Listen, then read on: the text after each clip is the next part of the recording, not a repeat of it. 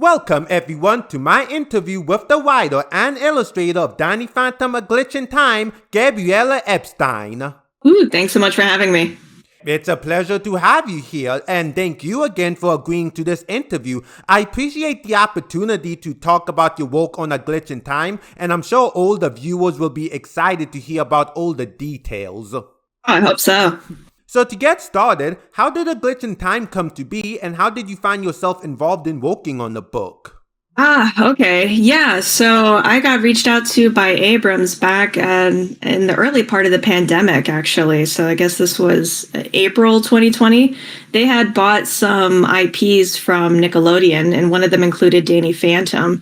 And so they reached out and over the phone, and I thought, oh, cool, you need an illustrator. I could be down for that. And they were like, oh, no, you would be writing it as well. And that was what really piqued my interest. So I was really floored at that. I had to say yes. So from there, it was interesting because I asked them what they had in mind, and they didn't really have too many rules. The only things that they asked were that it can't be gap filler, like back in time. So I guess a good example of that would be the Avatar, The Last Airbender, Lost Adventure stories, if you recall those. Mm-hmm. Those would come out, in the Nickelodeon magazine, rest in peace, back in the day.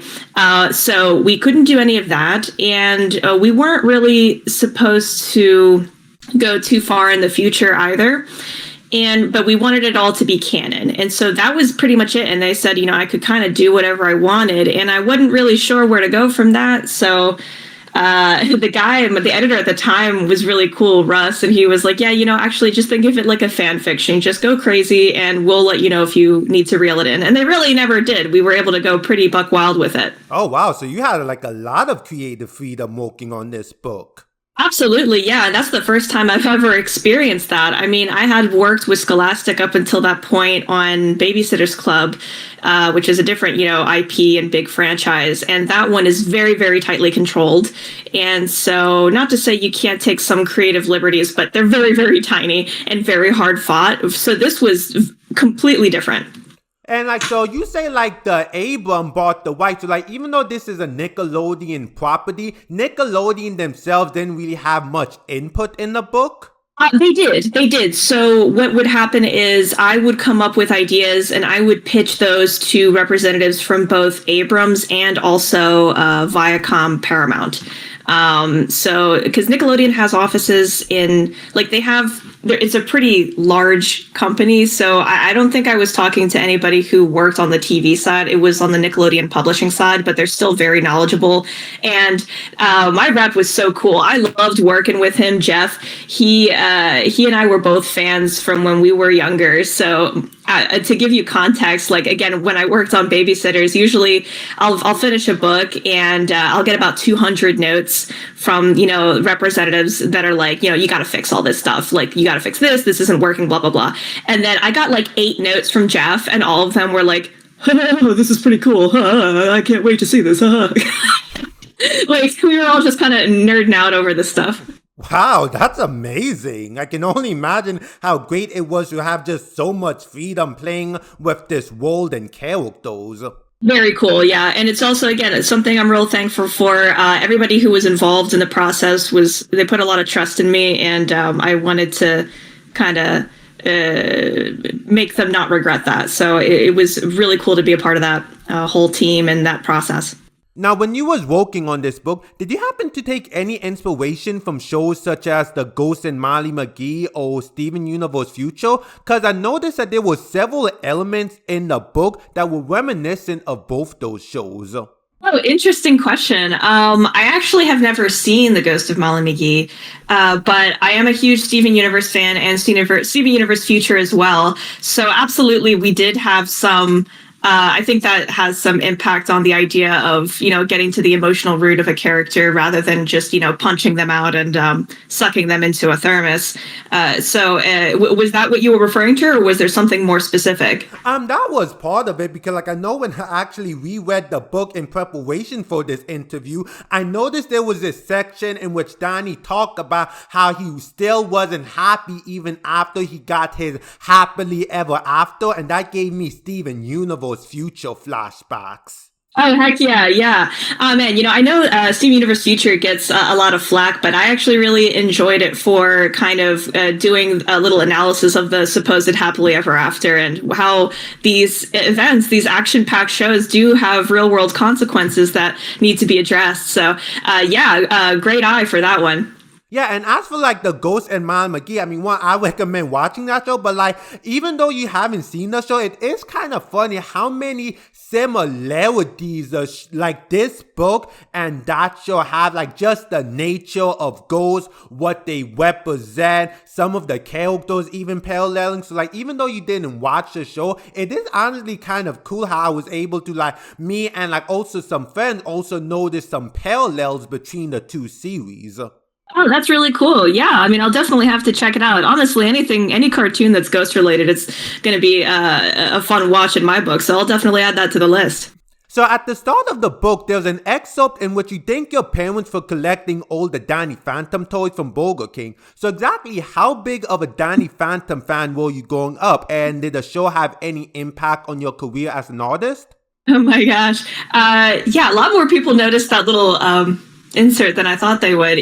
Absolutely. Yeah, I was a huge fan of that show back in the day. I was in middle school and oh man, I had all the Burger King toys. Not many of them survived me growing up. I think I have two of them left. But yeah, huge fan. That was my first experience being part of a fandom and reading fan fiction and logging onto the forums and seeing discourse and whatnot. I never participated. I was just like a little lurker, but it was interesting and it was cool to feel that experience of being part of something larger than yourself. I remember when the show got canceled and there was like this organization of fans to get together to protest outside of, I think it was the New York Nickelodeon headquarters. Yeah, I remember all of that, and it was a huge impact on me in that I really enjoyed the style of the show and like on an artistic level, Steven Silver's designs were just really interesting and the color palettes were really flashy. I hadn't really seen anything like that before. So yeah, it was a huge inspiration. You must have been living the dream when you got a call to work on a Danny Phantom book. Oh yeah, what's funny about that is Danny Phantom was definitely like a comfort show for me. Whenever I was having a mental breakdown in college, which I feel like happened in a cycle of about every year or so, I would watch comfort shows like Avatar: Last Airbender and Danny Phantom, and I was super burnt out after doing my first few books with Scholastic. And a friend of mine, Andy the Lemon, who does a lot of cool zines, was like, you know what would be really good for you if you just put all your hyperfixation into one show and just like made a zine about it. So I did that about Danny Phantom, and we made a zine. We raised some good money for a good cause, and I thought, okay, cool, I got that out of my system. I don't have to think about Danny Phantom again. I'm normal again. And then immediately got the call from Abrams and Nickelodeon. So I was like, oh, okay, we're back in it. You can never leave. And is there a place for like anyone listening to check out that zine at online? Yeah, I believe I still have digital copies of the zine in my Gumroad shop. I can send you the link later, but yeah, all proceeds still go to Raices. It's a Texas-based nonprofit for immigration reform. Yeah, immigration is a really important topic for me. So I figured it would be a worthwhile endeavor. So yeah, we still have it. It's a pretty small zine, but I'm pretty proud of how it came out. Everybody who contributed did a really amazing job. Yeah, that sounds amazing. So despite Danny Phantom being 20 years old, it still has a very active fan base, which no doubt played a hand in the success of the graphic novel. What do you think makes Danny Phantom so engaging that the fandom for it is still active?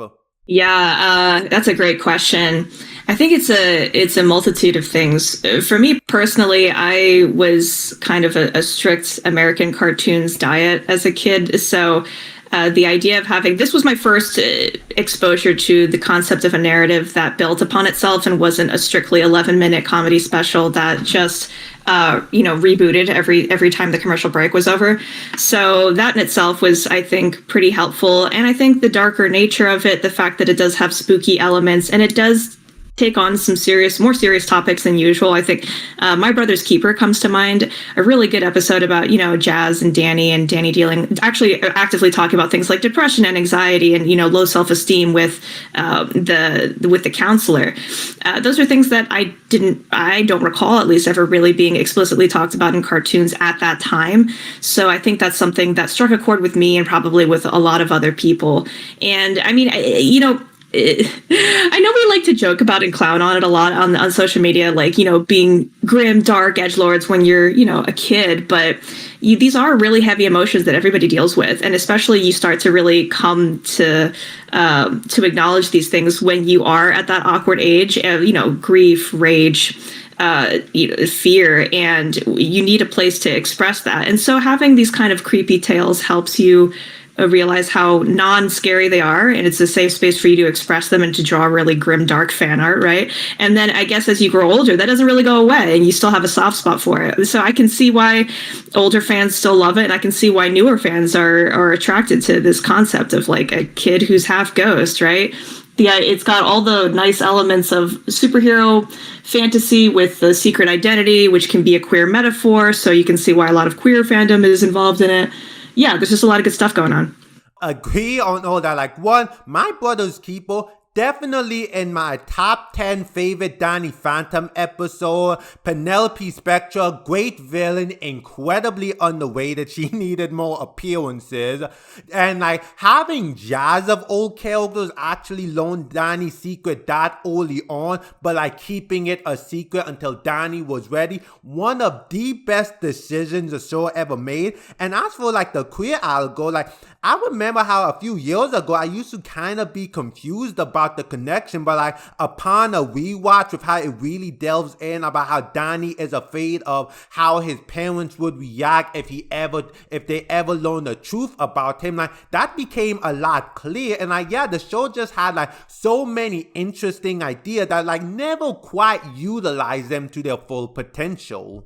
Yeah, and it's interesting too for me upon rewatching it. I the queer allegory had always been present for me, but what spoke to me a little bit more as I rewatched it was I think there's at least 3 different instances where Danny's secret identity gets revealed to his parents and the world writ large, and we end up retconning it. And like for the sake of the show, obviously, like there's more logistical reasons behind it, but I always found it fascinating that he still chooses that kind of anonymity, and to me that read as a bit queer as well, because coming out isn't just about being accepted by your family. At least I'm speaking from my experience here, but it's also about accepting yourself and being okay with yourself. And even if you know that your parents are going to be okay with it, there's still the question of if you're going to be okay with it. So to me, it actually kind of makes sense for him to like be like, even though I know my parents are going to handle it okay, I'm still not like comfortable coming out yet. Anyway, sorry, this is just my own headcanon. I'm not necessarily saying this is and nothing I say is canon. I just want to say that this is just me kind of spitballing here. No, I completely understand. Like, I do know, like, I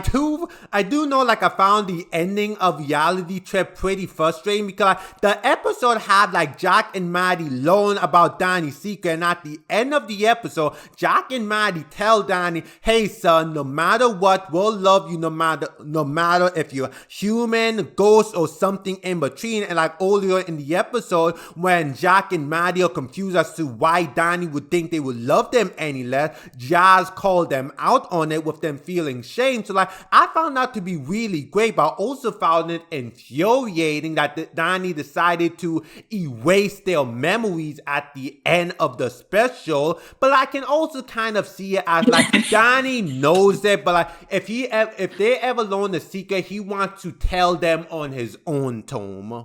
I would agree with that. And I think that part of this is just me kind of self-soothing myself, like because I also had that reaction. I remember watching it as a kid and being like, "Oh man, I mean, you could have had it all, Mama," and we erased it again for the sake of the logistics of the show.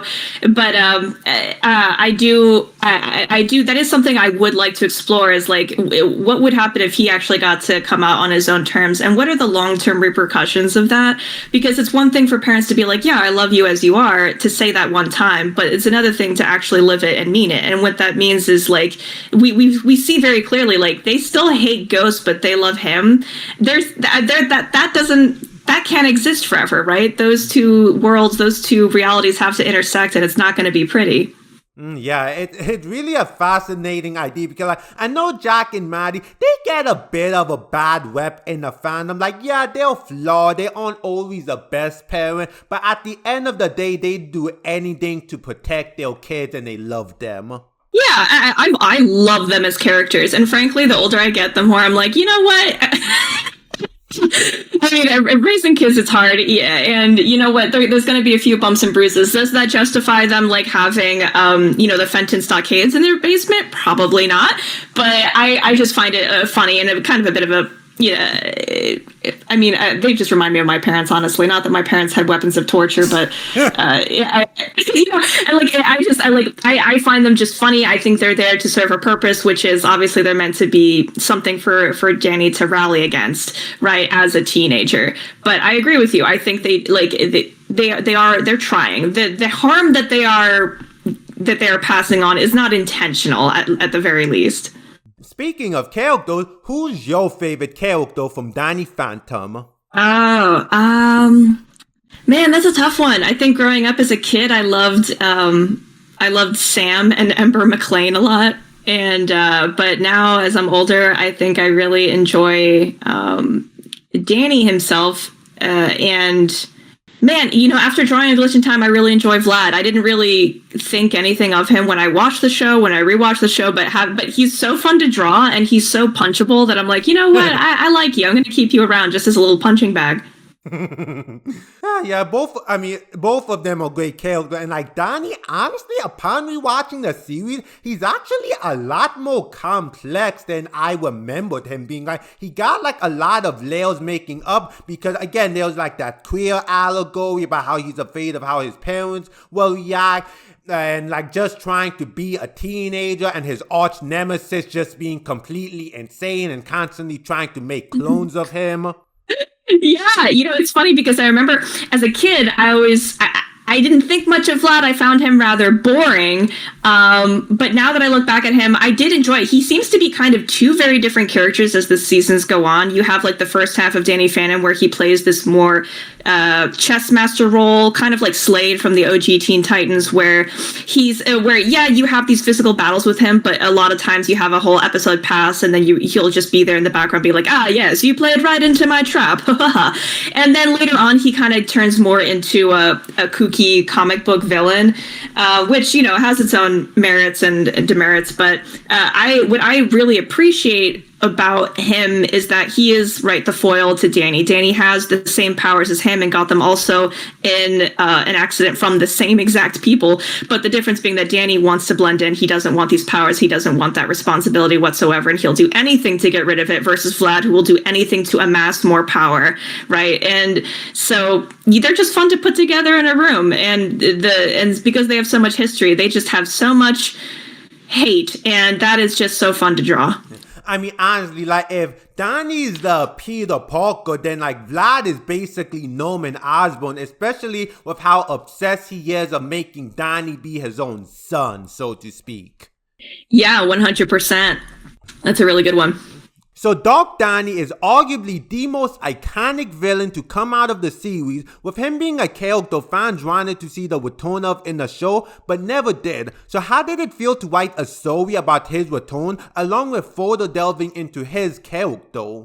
It was really fun. It was when they asked me, what do you want to pitch for the initial story idea for A Glitch in Time? I immediately went to him because that was the biggest loose end for me as a fan. I really thought that they heavily alluded to him coming back. He had that whole thing, that shot at the very end of The Ultimate Enemy where he almost breaks out of the thermos right then and there, right? So I thought that would be a really cool thing to bring back for older fans, and also it would be a nice reintroduction to the show for younger fans, because that was the other thing that Nickelodeon wanted, which was to make this, not reboot it, but make it palatable for a new generation of young kids. But still bring back that same flavor of the original Danny Phantom soup. And because Dark Danny is a mixture of Vlad and Danny, and Vlad and Danny's relationship is, I think, kind of a nice backbone to everything else going on, it was a perfect reason to bring them both back in and to get rehash all of that history for them. Yeah, I mean, again, it was fantastic. And, like, honestly, upon, like, rewatching Ultimate Enemy, like, Dog Danny is such a fascinating character because, like, he knows, like, the emotions that he's supposed to be feeling. Like, when he see Sam and Tucker, he said, you know, if I had even a shred of humanity left, this would be a very touching reunion, but I gave up my human side a long time ago, or admit that in his weaker moments that he misses Tucker's dry sense of humor. It showcased, like, for all his claim about being above human emotion, he still feels human emotion. Heck, the book, like the new law you introduce in a book, literally says, like, ghosts are the embodiment of emotions. Right. So, and which I find, yeah. So, regarding Dark Danny, I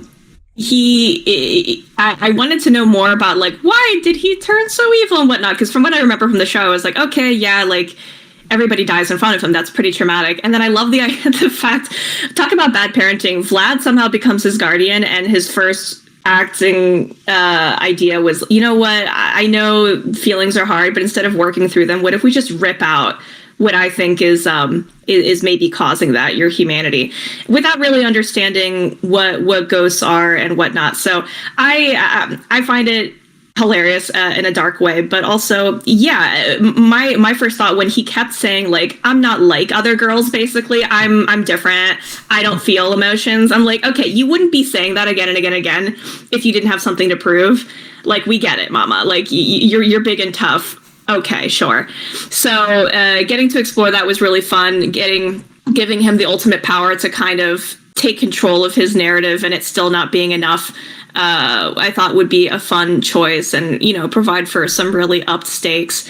And side note, I don't know if you're gonna get to this or not, but regarding Dark Danny, I've gotten questions from fans about why we call him that, because the fandom has tended to call him Dan. I also called him Dan for the longest time, and then when I actually rewatched the movie several times, I couldn't for the life of me ever get a name for him, and it wigged me out. I sat there, I made my own transcript, and I went through it. They never address him by name. He never refers to himself by name. So Dan is completely made up. That's fanon. And I was like, oh, okay. We're gonna try and think about why he would never refer to himself, why he wouldn't give himself a name, and so we didn't really get to explore too much of that. But the idea of, like, if you found out that your best friend had a negative version of themselves that was going around terrorizing the city, I'd probably call them an iteration of, like, dark version of that friend. So we just kind of went with that because it was, like, easily marketable, and like we could put that on the back cover. I know people are upset about it. I don't know what to tell you, man. Dark Danny it is. Well, actually, I think the name Dark Danny actually come from, like, the Ultimate Enemy video game that was made for the Game Boy. Yeah. Oh my gosh, I had always forgotten about that. Man, I had that game too. Oh my gosh, that is bringing me back. Yeah, so, like, yeah, I was confused about the Dan thing too, but, like, some research, yeah, from the video game. But, like, okay, so Dark Danny has been, okay, I actually did not know that, but okay, so that works out. Yeah, but, like, you know, continuing with Dark Danny, like, character, did you actually happen to draw any inspiration from the episode Identity Crisis? Because during my rewatch of the series, I noticed some interesting parallels between Super Danny and Dark Danny, in which, like, both see the Fentons as family, despite them no longer having their human self. And, like, you know, what's especially interesting, right, like, an Identity, because, like, the ghost half we see of Danny and Identity Crisis voices, like, that dark timeline that ultimately becomes Dark Danny, I think has something to do with Danny's state of mind, because, like, in Identity Crisis, you know, he still had a loving family and everything. He just wanted to be in two places at once, whereas in, like, the Ultimate Enemy, this version of Danny lost everyone he loved, and given, like, the lore you introduced in the book about how, like, ghosts are the embodiment of human emotions, that would explain why, like, the Phantom from the episode Identity Crisis is so different from, like, the one in the Dark timeline. Right. That's a really interesting observation you made. Yeah, the idea is that they've lived very different lives, and so they're pretty much different people, right? Their memories are a little bit different, and so they're going to have different emotional states. And also, like, I'd like to think that the idea, at least for ghosts like Dark Danny, I mean, he's also all the emotions from Vlad as well, and those can change over time. It doesn't have to be just one set in stone. So that's something we definitely want to explore further on. But yeah, an interesting observation. Identity Crisis.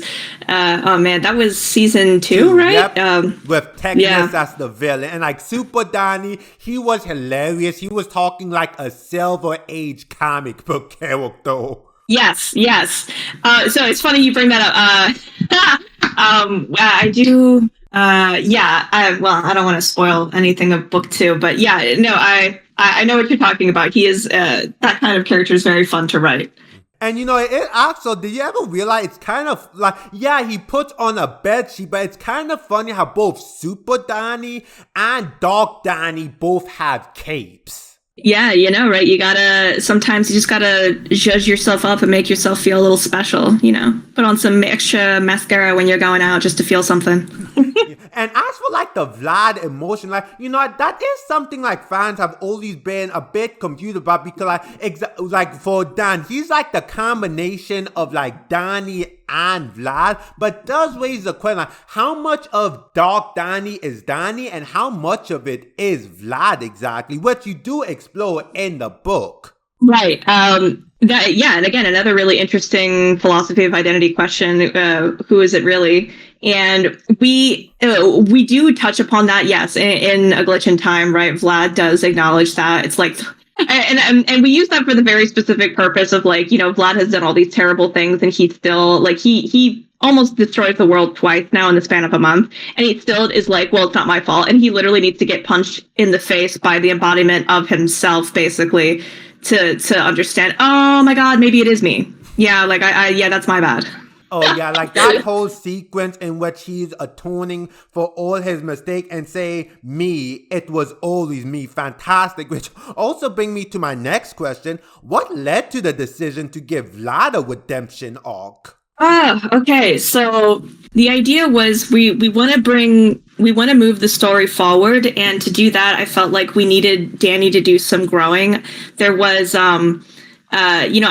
we've kind of had this arrested development thing happening with him where we have several episodes, probably at least 3 that I can think of off the top of my head in the series, where Danny has this realization, the epiphany, like, oh, maybe I am a hero and I need to accept myself for who I am and live both my lives, blah, blah, blah. And then he promptly forgets it, and, we move on to the next episode. So we wanted to, if we were going to move forward with him and have him accept his role as a hero, I thought that maybe that would require a new foil for him, right? If he's no longer so eager to offload his powers, then the appropriate foil for him would no longer be someone so eager to amass the power, right? So we kind of, I don't want to say we want to retire Vlad, but we want to also see what we can do with him moving forward. That's not just him constantly, putting the world in danger like he has been before. So I don't, and for the record, I don't know that I necessarily would call him redeemed. I think, he realized he made a mistake and he paid a price for it. But I don't really see him as being forgiven by anybody involved. I mean, Danny literally says, "I hate you." Oh yeah, afterwards. I actually really appreciate that thing because so often in media when a villain turns a new leaf, the hero chooses to forgive them, but redemption and atonement doesn't equal forgiveness, and I appreciate it in which a hero will go, look, I still hate you, but I'm not gonna let that hate for me control me anymore, and I recognize that you're trying to be a better person. So while we will never be friends, I do thank you. Yeah, and so now we can kind of start a new chapter for Danny and also for Vlad as well, of him exploring what what to make of his now completely ruined, in shambles life.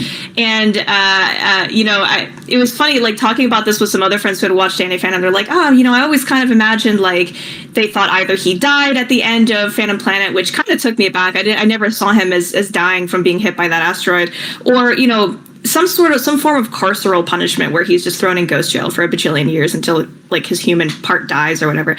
And I'm like, you could. It's not as fun or interesting of a story. I think also, like, he kind of made a prison. It's a prison of his own making, right? Everybody who he wanted to love him hates him. He has all the things that he sacrificed to get, all the political power, all the money, the prestige. It's all down the toilet. So he has nothing, started from the bottom, back at the bottom again. And now he's got to take care of, the son he always wanted, but who absolutely hates him. So I'd like to think that, he is kind of serving time in a way, and so it'll be fun to explore how he could potentially grow from that or not. Maybe he could just get absolutely worse. Who knows? Yeah, and speaking of Vlad, one interesting direction that could go, I know a lot of people have been speculating about this, and it's one of my ideas, but do you have any plans or ideas of what you want to do with Danielle and whole relationship with Vlad now? Yes. Very, very much, very detailed plans that it will be very much brought to fruition in book 2. Ooh, you hear that, folks, Danielle? Because, yeah, Danielle, like one of the most interesting characters in the show, but she only had 2 prominent appearances, which is just wild. Yeah, it's pretty interesting, right? And it's fascinating to me how she has these appearances, and the first one I thought was really interesting. I mean, she's one of my favorite characters. I don't mean this as like a read of her of any kind or how she was written, but the first time we're introduced to her, she's obviously a minion of Vlad, and then we see that Vlad doesn't care for her, and she turns on him, and and Danny's able to kind of like free her from the prison of her own mind. Cool.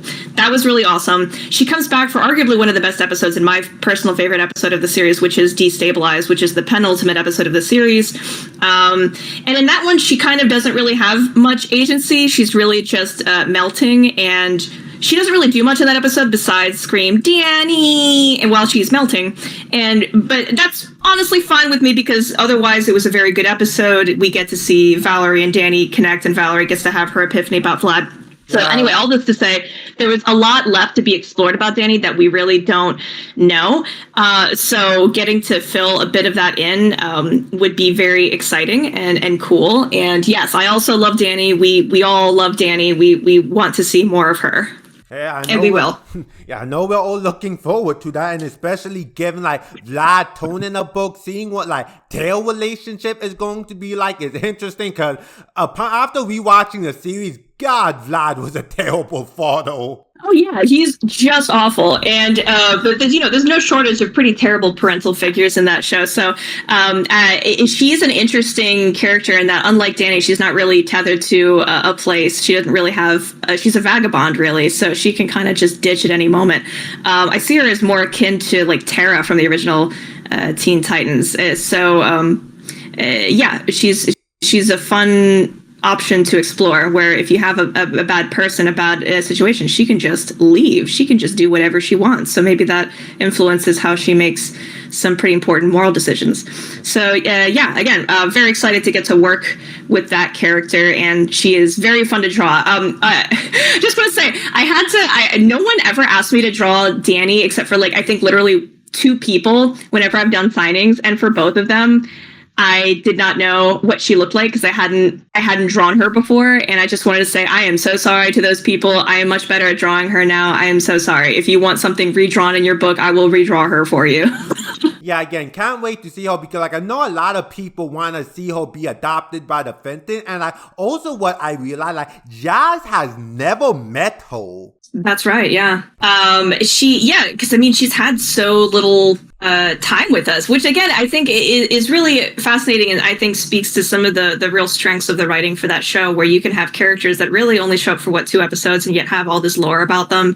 And the same thing I think goes for Valerie too. When I've when I've done research on her, like we don't actually have that many episodes on her, Oh but we yeah. get so much growth in her character and how people see her. It's really cool. Yeah, Valerie is another one of those characters that definitely needed more screen time. Dog. 100%. We love Valerie. So one of the biggest things to come out of the book is Danny's decision to become a bridge between a ghost world and a human world, with him seeking to heal the rift that formed between them. What was the inspiration for this, and in what ways are you excited to explore this new turning point for Danny? Oh, okay. Yeah, so as I mentioned before, we wanted to kind of let him take that step forward with finality, that he embraces himself and who he is, right? The duality of being a ghost and a human and what that means for him. And we introduced that new lore, right? So the idea that these two dimensions aren't necessarily diametrically opposed, right? That maybe they could and they should be meant to live in harmony. So honestly, it kind of, as I was saying it, I was like, oh man, this sounds exactly like season 2 of Legend of Korra. But yeah, I do want to like kind of put him in more of a role akin to like Avatar: The Last Airbender, of like now you put this kid in charge of being a bridge between these massively different worlds with very different ideas of how to inhabit that space. And I think that makes for its own drama, right? Because that's something that I thought would be interesting to move forward with, something that could put him into conflict with ghosts and humans alike, you know, still keep that thread alive, right? That kind of push and pull of angst that keeps a story interesting, while also kind of, because now that we've effectively neutralized the whole issue of like, you know, of the original existential crisis that kind of fueled him for the first 3 seasons. Really excited to get to explore that for him, and also what that means for his relationships, right? Like I know that, you know, when the show ended, I think it was 2007, I would see fan art of of the Fentons all being happy together and ghost hunting together and whatnot, which is cute. But now that we have this new reality where maybe he doesn't want to hunt ghosts, and now he's in the inverse, right? He wants to help ghosts in a city full of people who hate ghosts. So I just think it's like a new way to move forward where we have a similar vibe to the old one, but he's still moving forward and progressing in his character development, and potentially putting him at odds again with his parents for different reasons, and also maybe even with people he's friends with, right? On proper ways to deal with this, because this is kind of untrodden territory for him and for them, right? So they might have different ideas of what it means to be peaceful, what it means to make concessions, and whatnot. Yeah, I've already been speculating on some possible idea of like, well, this may go, and like, oh my gosh, like I never realized the Avatar comparison, but yeah, he's basically the Avatar now, with him wanting to create peace between like the spirits and humans. That's actually amazing. I never realized that. Yeah, and the most important thing for me is that this was his choice. Like, he was given this information, and he could have chosen to, you know, put his head in the sand and just gone back to the status quo. All of this was his decision, and the whole choice to do a little baby retcon of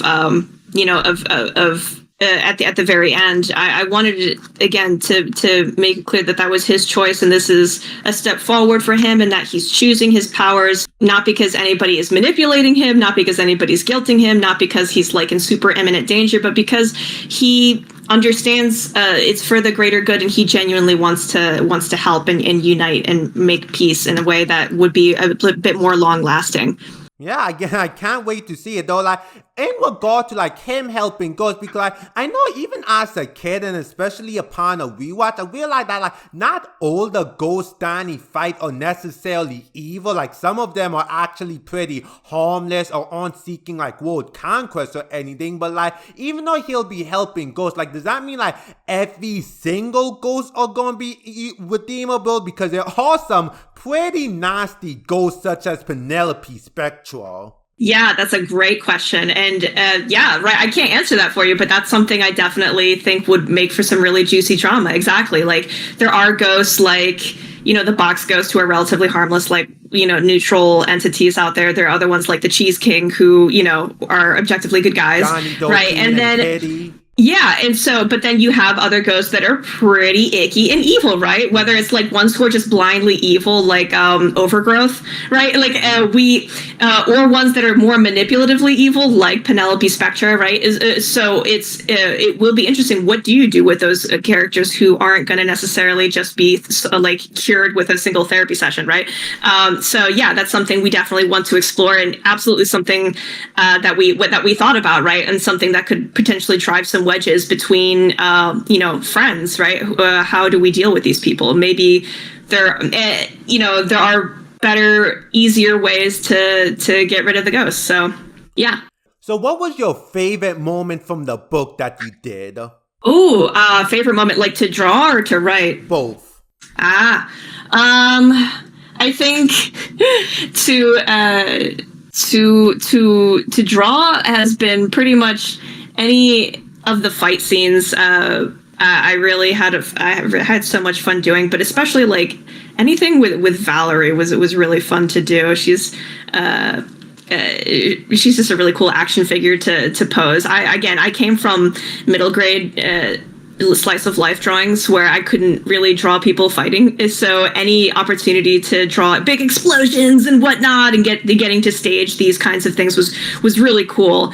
As far as writing, I think honestly writing jokes, especially for I don't want to say background character, like people like Sam and Tucker, like they're kind of nitpicking each other in the background was really fun, and I think it helps sprinkle in a bit more of that old timey Danny Phantom vibe of them always ragging on each other.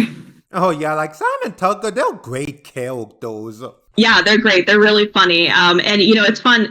I feel like we were able to bring them into the quote unquote modern contemporary age without really changing them all too much, and it's crazy, to have characters like Sam, who was, nerdy and an outcast for all the things that would make her kind of popular now, right? For social justice and being vegan and all that stuff. Right. And, Tucker was, what ostracized for being a tech geek, and now he's pretty much just the norm. So we have to, but luckily their personalities are still such that they're very entertaining together, and they're still very counterculture in their own ways, just by virtue of being friends with Danny Phantom. Now, was there anything you wanted to do in the book that had to be cut? Oh yeah, there was a lot that got cut. What ended up happening was I wrote a couple iterations of that story that were much more robust and would have been well over 200 pages, but we just because that was part of the thing, is no one actually told me how long the book was supposed to be. They were just like, go girl, do what you want. So we ended up cutting a lot because and most of it honestly had to do with Valerie, because that was another big loose end that I felt wasn't addressed. Was she had this, again, we had this huge epiphany for her in the penultimate episode in Destabilized, and then absolutely nothing. I don't even know if she even got any lines in she didn't have a single line in Phantom Planet at all. Yeah.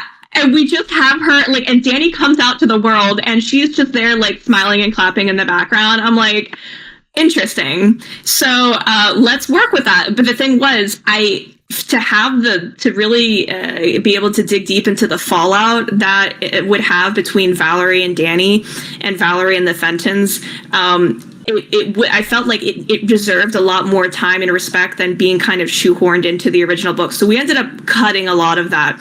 So that's something that we want to explore more in other stories.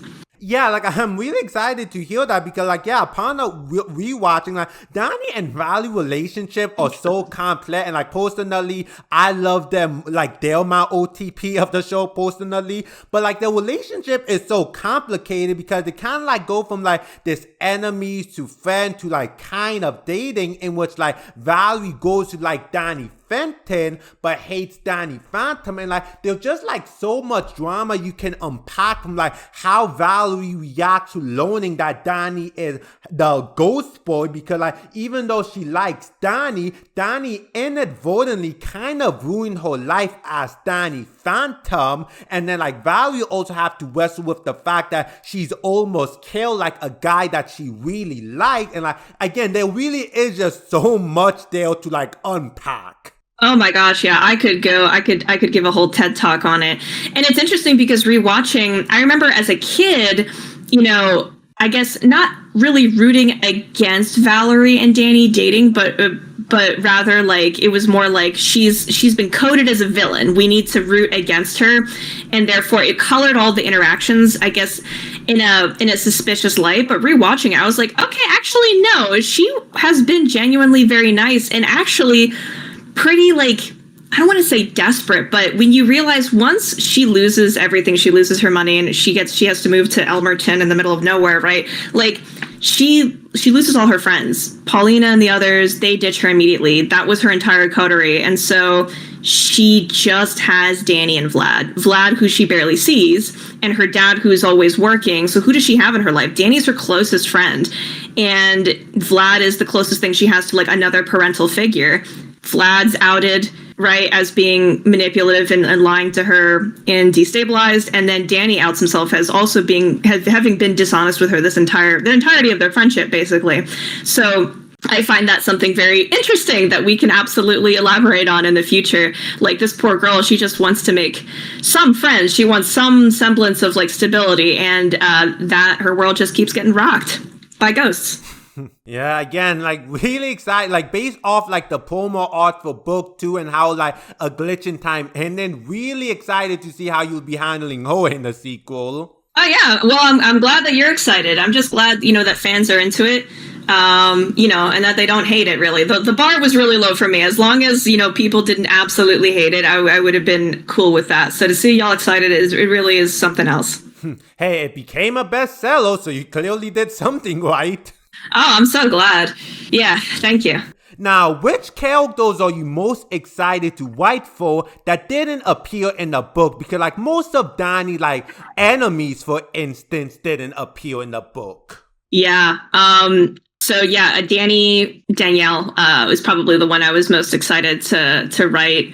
And man, I would love to write more. I also love Penelope Spectra. I would have loved to write more of her. And oh my gosh, the name is eluding me. Ember McLean. Actually, a lot of the characters from Girls' Night, from that Girls' Night Out episode, I think would make for a really fun time. And I would I try not to give away the stuff for book 2. But there's a character I really, really like, and we get to bring them back and explore them a bit more and give them a bit more lore. That'll be really fun. I don't know what I'm allowed to say or not. I'm sorry. I don't mean to be ghostly and mysterious. I would tell you if I knew I could. No, it's good. I completely understand. Though, like one popular character in the fandom, like I know a lot of people wanted to see more in the show, was Wolf. Any plans for him? Yeah. There's a lot of plans for him. We love Wolf. And if you love Wolf, oh, buddy, honey, you got a big storm coming. That's all I gotta say. Yeah. Ooh, awesome. And like speaking of it, so with us, while a sequel currently is in the work, how many more Danny Phantom graphic novels would you want to make? Ooh, interesting question. I would be happy to continue making these for as long as they'll have me. It really is dependent on sales, right? So I'm hoping at least for this next book, we're actually going to have like a marketing plan in place, because we absolutely didn't for the first one. It shows. I mean, the announcement got leaked, the cover got leaked. We didn't plan any of that. And then, yeah, and I'm not trying to throw anybody under the bus. There was just like a lot of turnover, so we never really knew what was happening at any time. And when I found out we didn't have a plan, I was like, oh, what if I just made like a bunch of fan art and posted it on Instagram? So that was like the extent of our publicity plan. So hopefully this next book, we have things more ironed out. And assuming the sales are good, like we could potentially have more going on. The idea and the hope would be that we could do this in perpetuity. Although that I would say that I'm not. Well, I do love the concept of the Monster of the Week thing with Danny Phantom. Because of the nature of the medium of graphic novels, we can't really do the kind of episodic content. They're more like movies where we need like a beginning, middle, and end, and a bit more nuanced discussions, right? So I feel like were we to continue doing more, it would probably end up getting a little darker, honestly. The story ideas. Honestly, I'm kind of surprised Danny Phantom never got its own comic book series like Invader Zim. Yeah, right. I was surprised too. We got 3 little mini comics in the Nickelodeon magazines, and that was about it. And but yeah, you would think so because it is so heavily inspired by comic books. I mean, you even have those splash images, especially in like the season 1, the earlier ones. You have his fights where they just have those painted cards of him doing pow, bam, kablam. Exactly. Really lends itself to that. Now, at the end of the book, Danny and Cole find themselves in a brand new timeline where certain events are undone, such as no one knowing how they survived the disasteroid, with Danny's identity no longer being public knowledge. What inspired you to do this ending? So we didn't. I didn't go into this with the intention to retcon, and that was actually something that Nickelodeon was pretty specific about. Like, we can't retcon everything. We don't want to retcon everything. But so the thing for me was the task that they had given me was we want to have this feel as much like the OG as possible, and a big part of the flavor of Danny Phantom is the aspect of the dual identities and keeping that hidden. So I did want to have him kind of go into hiding again. This was a very convenient way to do it since we were dealing with Dark Danny. It was an excuse to deal with Clockwork and another excuse to deal with the timeline. The problem is I'm not a big fan of doing that a lot. So we did effectively nerf Clockwork, right? We took all his time medallions. We used those to make another staff for him that had been broken. And so that's it, right? Like, and he's also obviously missing one that Valerie has. So like, he's nerfed, he is depowered, he cannot do any more time meddling to save anybody's butt. So this is it. So yeah, that's pretty much it. The prompting was we wanted to make it feel OG. I felt that was a very important part of the Danny Phantom legacy. And I know people were a little bit upset about that because I think this is what makes it the 4th time that he's come out and then like gone back in. Yeah, I do want to say like, which I understand. You know what? And I totally understand that. I will say this. I think that Phantom Planet did what it was supposed to do, and with the finale, and that it took all the strings of the points of contention, the pressure points that drive a story along, and it effectively neutralized them. It popped them like little balloons. So without all of that, we kind of didn't really have momentum with the story, or at least I felt it didn't. So I reintroduced those. But that isn't to say that they can't be popped again, right? So the idea for me is if and when he does come out again, it would be permanent, right? Like it's not going to be retconned again. Yeah, that was the decision making behind that, to give him a fresh chance, a new slate, and establish a new era of Danny Phantom post Phantom Planet. I mean, I do know a lot of people were pretty happy about certain events from Phantom Planet being undone because it's not exactly the most popular episode in a fandom, as you know.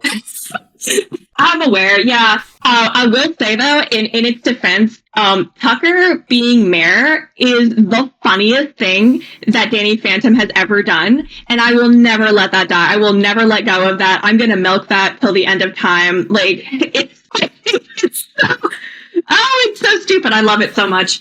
So, thank you, Phantom Planet, for that. And almost done. So, like, just 2 more quick questions. 1, have there been any discussions to adapt A Glitch in Time into an animated film or special? I don't know. I'm not really privy to that information, honestly. If there was, I probably would not be I don't think I would be the first to know. I'm pretty far down on the totem pole when it comes to big time decisions like that. So, God, that would be really cool though. So, we'll see. Again, all of this is predicated on, fan engagement, on sales, right? And, yeah, I think the idea is Nickelodeon is aware of the fandom, and they know how popular Danny Phantom is. So any opportunity to give it more merchandise or whatever, you just have to talk with your dollars, talk with your wallet, I guess. I know I'll be the first to, as soon as it become available, I know I'll be pre-ordering the sequel. Woo! Thank you so much. And so originally my final question was if there was anything you wanted to tease about the sequel, but you've already teased a bunch. So instead I got this question for you. Given how much fun you had working on like the Danny Phantom IP, are there any other Nickelodeon IPs you'd love to work on for a graphic novel? So like a My Life as a Teenage Robot or an El Tigre or anything else? Oh my gosh, man! I love My Life as a Teenage Robot. That is such a good show. I loved that so much. At this point in my life, I think I'm so old and curmudgeonly and tired. I don't know that I could do another IP unless it was like a one shot. But I've always wanted to work on to do one of those one shot stories for Avatar: The Last Airbender. It's just such a large, vast world that they created that there's a lot of room for messing around in that. That said, yeah, My Life as a Teenage Robot would be really cool. I can't really think of any others on the top of my head that I was a huge fan of. I think all the love kind of just got focused on Danny Phantom. Yeah, well, there are a lot of underrated Nickelodeon gems like the X's, Cat Scratch. Oh man, yeah, these are some deep cuts you're bringing up, yeah. Well, with that, our interview is concluded. Thank you again for agreeing to this interview and providing insight into this book. I know that me and many others are looking forward to the sequel next year. Oh my gosh, yeah, thank you so much. These were really wonderful, thoughtful questions, and it's been just a delight to be able to talk about it with you. And where can viewers find you at online? Oh my gosh, yeah, my username is @Bichigui, and I have Twitter, Instagram, TikTok, Blue Sky. I'm really not active on Twitter anymore. Sorry, y'all. But as more promotional stuff comes out, I'll be posting pretty consistently on Instagram and TikTok. So yeah, you can catch me there. And yeah, that's pretty much it. Fantastic! And for everyone watching, make sure to like this video and to subscribe to my channel, as for the rest of October, I'll be posting several more Danny Phantom videos. Until next time, catch you later.